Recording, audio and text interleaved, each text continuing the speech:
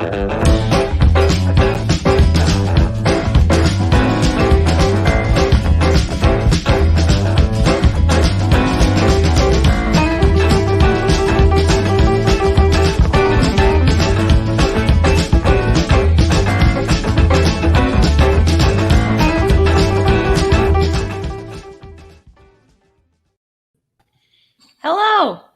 my name is Taylor Coyne, joining you from Los Angeles. And I'm James Cook. I'm coming to you from Indiana.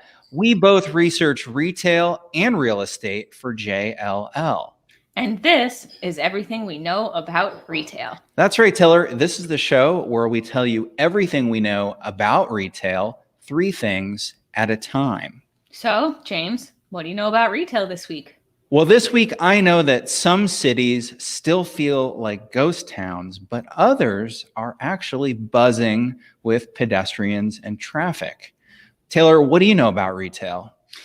Well, I know that is as surprising as it may seem, restaurants and small businesses keep opening.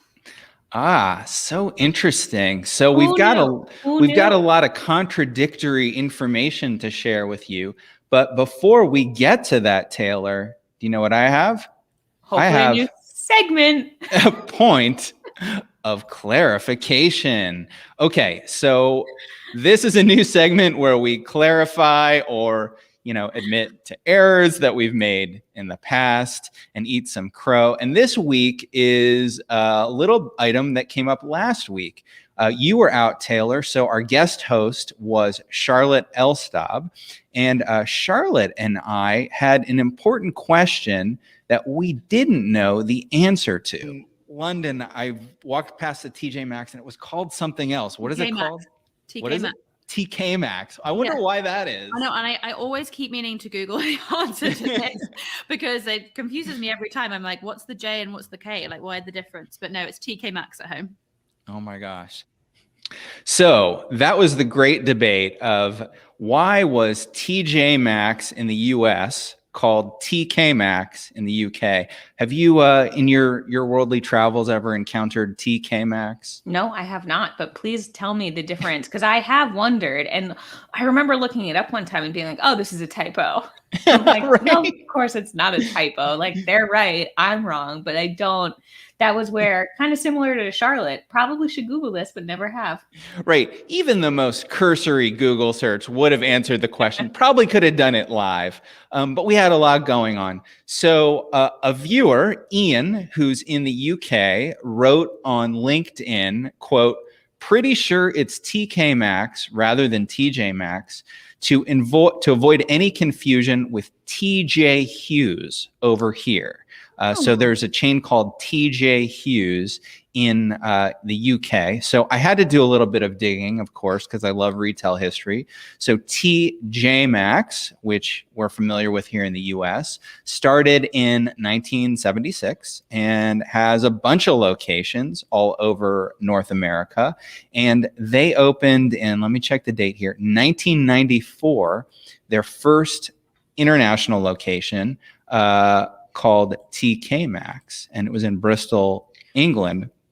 And the reason why is because they didn't want it to be confused with TJ Hughes, which I had not heard about before. So TJ Hughes, hold on, let me get my important notes here.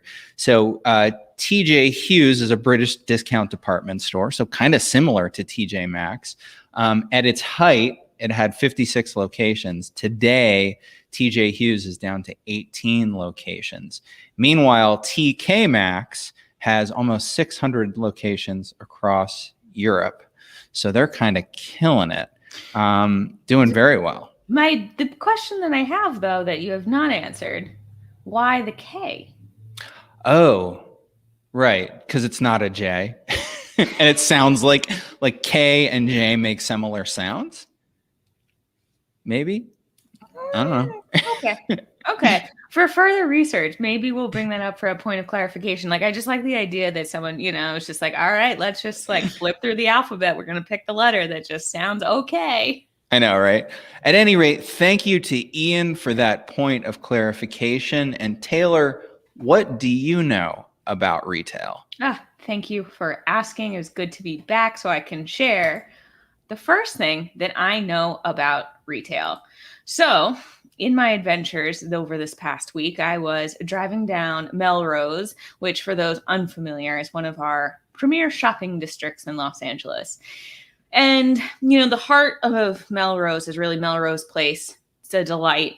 People, or just a real lovely street. But, it extends a lot further than that. And I just kind of was, it'd been a while since I was over there. I just saw a lot of vacancies, a lot of vacant storefronts. And then unfortunately, too, just a lot of still boarded up stores, not necessarily vacant, but just not open and operating. And then even in my local neighborhood, we recently lost my kind of favorite brewery restaurant. Thankfully, the brewery survives, but the actual restaurant does not. So, you just kind of hear all of these things. And obviously, we know lots of businesses have gone out. So I was just trying to understand, because then all of a sudden I learned about how robust Yelp data is.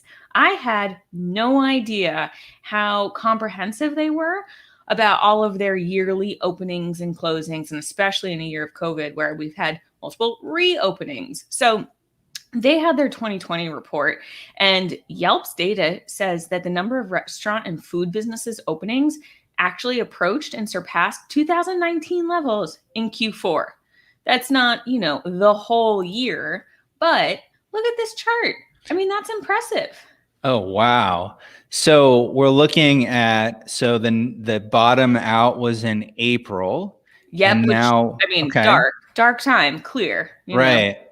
But look at how quickly it's gone up. And Yelp says that this is new restaurant and food businesses. These are not, they have other stats on reopenings, which I'll show a little bit later. So this isn't, this isn't the restaurant that closed. They go into their whole methodology. I highly recommend checking it out for anyone who is really curious. But these are, new business listings on Yelp. Very interesting. Yeah. So, according to this, they've opened over 18,000 restaurants nationwide in Q4, which is only down 4% from the same time in 2019. And they're only down 16% comparing the whole year from 2020 from 2019, which is pretty impressive considering what a dark year 2020 was. Yeah, it just seems like a lot of people have been opening new businesses. I mean, anecdotally, I just heard that a reporter talking who lives in Park Slope in Brooklyn saying that almost as many new retail shops had opened as had closed. So it just seems like it's kind of counterintuitive. I know, it's really confusing. And before, actually, I'm going to go to retail shopping and businesses. But one fun anecdote, they also track food trucks. And food trucks are reopening too. And, it doesn't say anything about the location of food trucks. Like, right, a lot of times you used to see a bunch of food trucks go into business parks or downtown office areas to capitalize on all of those office workers. Probably not the best time to do it. But interestingly, the most popular food truck in my neighborhood sits outside of Target, and the lines are insane, and like, wait, the food truck lines or the lines to get into Target? Technically both, depending on what time of day you go, but I did mean the lines for the food truck. But I think people, it's a pretty major intersection, and it's right by the Target, which I just think is really interesting. Yeah. But James, to your point also about just new openings. So this shows retail and shopping and fitness. Fitness, a little bit of a darker story. Retail and shopping, again, still, we're bouncing back. But what I think is interesting about the retail and shopping, and I wonder if this is true, I think you was Park Slope, you said? Yeah. A lot of the businesses that are opening in this retail and shopping are gardening stores, spiritual shops, bike shops. I wonder if those are replacing things that, haven't done as well. All of these sectors that we've talked about that haven't been doing as well. I don't know, Yelp didn't go into too much detail about what types of stores closed, but I thought that was interesting. But, fitness too. The problem with fitness, according to Yelp, fitness studios always have a slow November, December. They always have a slow end of the year.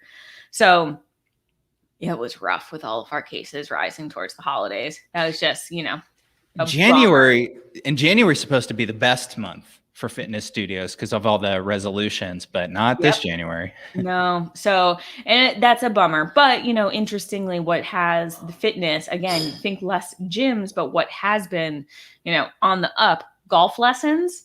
I guess so. Like if you're a golf pro, you put your, business up on Yelp.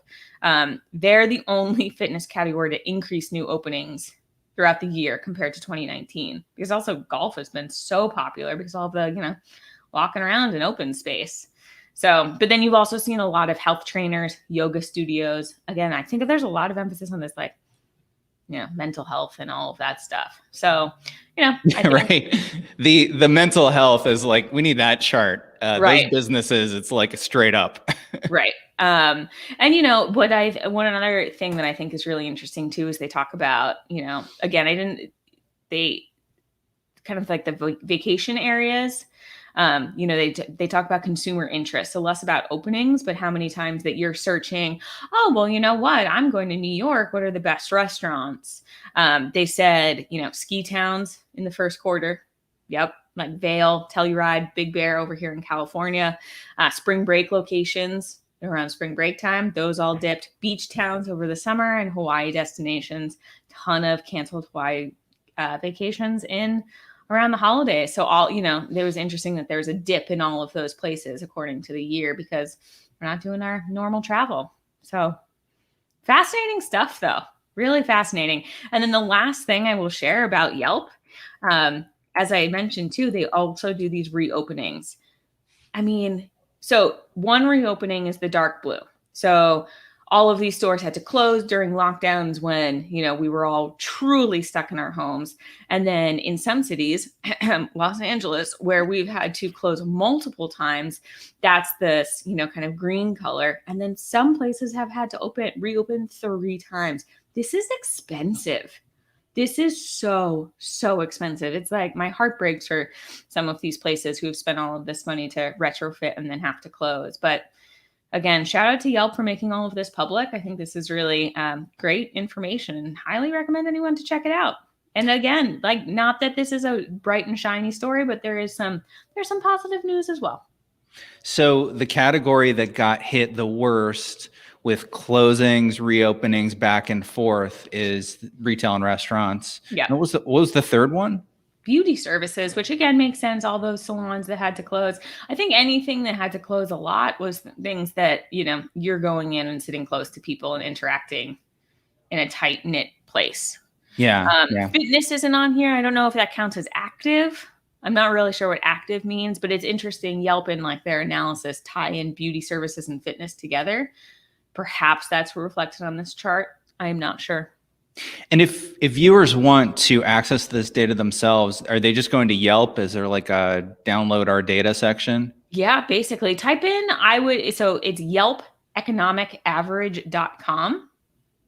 And they do it by quarter, but you can just type, I would just Google Yelp Q4 2020 summary. Okay. Google, it's powerful. It'll come up. Right. That's basically how I ended up finding it. So again, wealth of knowledge from all of these, interesting places that you wouldn't look for research. Very cool. And on that note, James, what do you know about retail? Well, Taylor, this is the second thing that we know about retail. So I have been very sad to not be out and about in the urban environment in quite some time.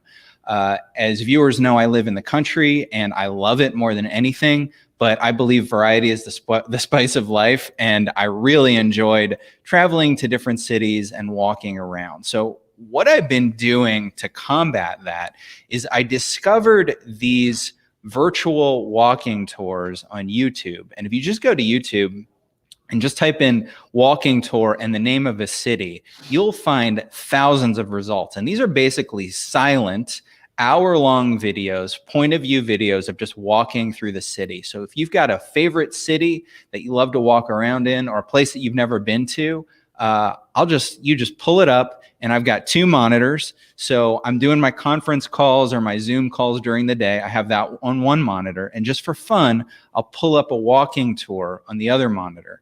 And so basically I'm pretending that we're walking and talking through I recently did London's West End. I've done a lot of Tokyo lately because I've never been there and I've always wanted to go. So I'm getting a sense of that. So recently I was at Shibuya Crossing, which is basically the Times Square of Tokyo, yet way more busy. And I was watching a very recent video. It was only a handful of months old. And I was noticing that there were a lot of crowds. There were a lot of people out. They were all unmasked. But compared to what I knew was going on in New York and San Francisco and downtown Los Angeles, which are basically ghost towns, I was kind of surprised to see that many people, that there was that much activity. So, of course, I had to dig in. And what I found was this really interesting data from Apple. Let me pull this up here. No, that's right in my face. Let me pull that one up. That one works better. I'll just go like this. Okay. So I've discovered mobility trend data from Apple. So basically, every time you search on Apple Maps, it's a count of that. And so it's broken up by transit maps, walking maps, and what's the third? Driving maps. And you can see just from the data, and this has changed since January of 2020, you can see exactly how much this has changed. So I found out in Tokyo that walking mobility was only down by 12%. So that makes sense that it's pretty, 12% is big in normal times, but now that's nothing, right? Meanwhile, pedestrian traffic in New York was down by 59%. So huge. So that makes sense. Like, that's why it's a ghost town. And then I started digging into the numbers. And what's cool is you can pull up any city around the world that has Apple Maps. So you can't really do China because I think they're blocked or something. But anyway, that's another story. But Houston, walking is actually up by 11%. So it's really interesting. I had thought there was this idea that it was the same everywhere, that mobility had been lost everywhere, but it turns out it's much more nuanced. So Taylor, why do you think that walking is so down in Manhattan and it seems to have stabilized in Tokyo? I'm really not sure. London is actually what spoke to me the most. Granted, these places are, it's related to case. It's a number of cases that we have. Like, that's the only thing that I really can think of, which is just so interesting because like walking is like the only thing that we can do.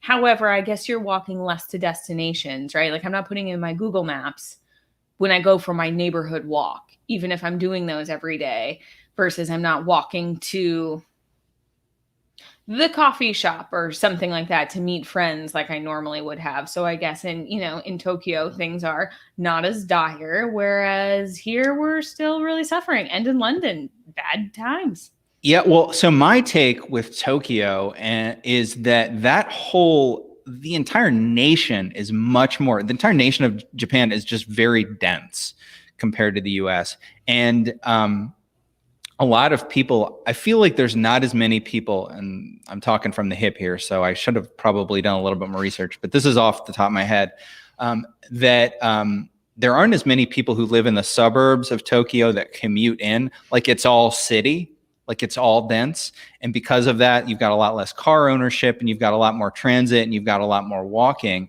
And in New York, in Manhattan, people are just working from home in Westchester or Connecticut. And that's not happening as much because people's working from home situation, if they're doing it, is in Tokyo, is still in the city. And now that I think about it, apartments, aren't they pretty small? They are, which is cute. You said something. I was like, I wonder, we hear so much about people picking up and saying, all right, well, I'm going to, if I live in New York, I'm going to the Catskills and I'm getting a long-term Airbnb and I will be here for 6 months. That I think is a popular story of some of our major metros, but I don't know if that's happening in cities or countries like Japan. If anyone gets up and then it's like, okay, well, I'm just going to go to a more suburban/rural area. I don't know if that's a thing. Yes. So next week's point of clarification will be, it's like we just kind of flow here and we come up with questions and then we have to answer them. This is the name of this show will be corrections and clarifications. That's fine. Again, it's being able to reflect back and know that when we were wrong, we can admit it. Yeah. So Taylor, what else do you know about retail?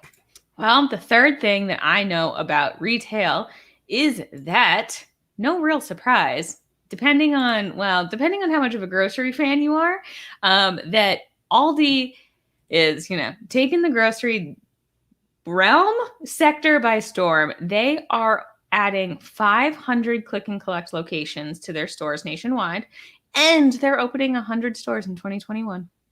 Now, you've been tracking Aldi as a part of your big grocery research project. That's kind of status quo for Aldi, right? Like they've been doing a lot of expansions. Yes, the opening, the expansions, absolutely nothing new. I think what's interesting of the click and collect, and again, it's not surprising. I think this makes a lot of sense, but sometimes you think of the Aldis and like the Trader Joe's, right? Trader Joe's is kind of like infamous for not doing any online ordering. You can't pick up in store. As far as I know, I don't think there are any locations. That's just kind of like a company policy that you don't, they don't sign up with Instacart. They don't even have their own program.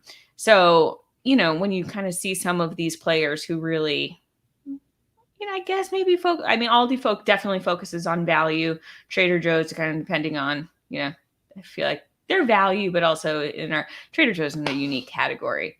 Yeah. But again, I still think that that's interesting. Again, not surprising because we know that click and collect is going to continue to be important for the coming years, but still impressive nonetheless. So Aldi. Do you know a lot of details on that? What they're going to have to do to roll it out? I mean, all these footprints are pretty small, so there's not going to be a lot of room for staging areas for click and collect orders. And also, Aldi is notoriously saves money every way they can. So I would imagine they're going to probably be charging you a fee to assemble that click and collect order and put it into bags. I would have to assume so. And I also wonder, which I don't know, which we can add to point of clarification next week. We got to take notes. Is that Aldi also every year, not only do they open so many stores, I wish I could remember off the top of my head, but they have a very aggressive renovation strategy for older stores. So I wonder if that, some of those 500 click and collect locations are going to be stores that are either undergoing a renovation or have recently gone through one in order to capitalize on some, reorg of space or anything like that. Again, we'll add that in the point of clarification next week. All right. Well, Taylor, those are the three things that we know about retail, but now it's time to get on to our item for discussion. Gotta say, I'm loving these new segments. Really added a little pizzazz to this whole thing. Yeah. So our item for discussion, we're actually revisiting something that we started to talk about a few weeks ago. So we were talking about Yu Yang Gu's herd immunity model. It's called Path to Herd Immunity. And basically, James looks at all day long. I know, right? It's my big thing. And basically, the inputs are simple. He's an MIT data scientist who's pulling in the latest vaccination data and the latest assumptions about vaccines that we're going to get and who's going to get them and how much to come up with well, here, let me just pull it up. The idea is to come up here with when we reach herd immunity. So this purple line at the bottom is people who are immune because they've had past infections.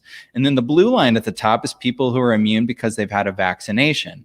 And so when you add those together, you get a total immunity percentage, and it keeps growing and growing. And the idea is that once you get to about 70%, that's when we're kind of in the good zone of herd immunity. Now, when we talked about this last, that was about right here. That has since shifted. And I haven't seen any talk of this in the news or anything, but the 70% is now, and granted, we've got a long flow of 69%. So who knows if the difference between 69 and 70% is that important. But the 70% is now October 18, and before it was way back here. So we've had kind of a shift with when we hit the herd immunity of 70%. But anyway, when we were talking, Taylor, you arbitrarily said that we will hit a herd immunity on July 25th. So do you still stand behind July 25th being the official day of the rest of our lives? So I'm torn. Do you want the real answer or the answer that I feel like I'm going to stick with because that's the positive thing and we're going to try not to be depressed? A little from column A, a little from column B. I think we need to push it a little bit, but let's not go to October. Okay. So what do you think the new date should be for, like, we can call it herd immunity day? Is that what we want to call it? What do we want to call it? Happy day? Happy days? The first day, the rest of your life. Best day of our lives for a while. I don't know. Let's brainstorm. Also, maybe we can start a poll. Oh, there you go. Polls are always good. I'd like that. We can get some community input. So July 25th, with everything that's going on, and I'd wonder too, I haven't looked at the herd immunity. Does he talk about variants at all? Is that part of it? No, that it's too soon to have any good information on that. I'm sure that as that info comes out, that's going to feed into the model. But I mean, at this point, we're coming up with a date to create a new holiday, basically. So let's just pick something. Let's just pick August. Let's just put a shit month. Let's say end of August, August 25th. It's going to be right before Labor Day. That sounds really nice. All right. So I'm pulling up my calendar here. March, April, May, June, July, August. 25th is a Wednesday. It should be a Thursday because that's when we do the shows. So Thursday the 26th. Is that our new date? Yeah. August 26th. Also, I thought you were going to say, let's do a Thursday because people will start their weekend early. Oh, yeah. No, sorry. I wasn't thinking it was show related. All right. So we've got a new date and we're going to keep this one. We're not changing it again. From here on out, the holiday, which is the official beginning to the Roaring 21s, is going to be August 26th. It is a Thursday. We'll come up with a countdown timer that we can start referring to. And then a new segment. Yeah. And we also need to name it. So if folks out there have ideas for names for this holiday, retail explosion, like we've been talking about this concept of, I just look at survey data about how much people miss dining in restaurants and going out and shopping for clothes. So what do we call that when people are allowed to finally do that? Retail party? Rita? Oh, you're putting me on the spot of this is titles. I'm never good at titles. Well, that's fine because we've got plenty of time to figure it all out. What was important is that we decide on a date. So it's August 26th. We're going to have to figure out what to name it, how we celebrate it. Is it going to be an annual holiday in remembrance of the end of COVID? Or is it a one-time thing? Are we going to adjust it? Like if herd immunity really changes, are we going to change the date? Or are we just going to stick with it? There's a whole bunch of questions that we've still got to figure out. So it's not all done with just yet, Taylor. All right. Well, lots of things to think about. So it's very exciting. And again, I know it's going to change. And again, the chart's already changed to be a little bit more depressing than it was before. But only slightly, a slight variant. And even when you look at the chart, you're still so hot. Like, can you actually bring it up again? Yeah. Hold on. Because I just want to end on a real positive note here. Yeah. So when you see the blue, which is the vaccination rate, once it starts, like I'm talking June. See right there? What is that? What's June that 4th. date? June 4th. That's a game changer right there. Because I get that we're not there, but we are close. So I feel like August 26th is a reasonable barrier, a buffer. It's a buffer to give us a little bit of leeway. We're being accurate. We realize that in like June's not going to be perfect, but it's going to be a lot better. Yeah, you got a real good slope here, and then we're in the party zone. This is the party zone, Taylor, where everything is good. Bad things stop happening. We are good and happy for the rest of our lives. So I cannot wait. I'm really excited. All right, fantastic. So glad we started these new segments. So many things to look forward to. All right. I'm going to check in on comments from our viewers who've been watching. Oh, here's a good question. Are you going live each week? From my dad. My personal favorite viewer. So, Yes, we are going live most Thursdays at noon Eastern, which is 9 Pacific. Yes. And we will be back. Next episode is Thursday, February 18th. Or folks can watch the replay at any time.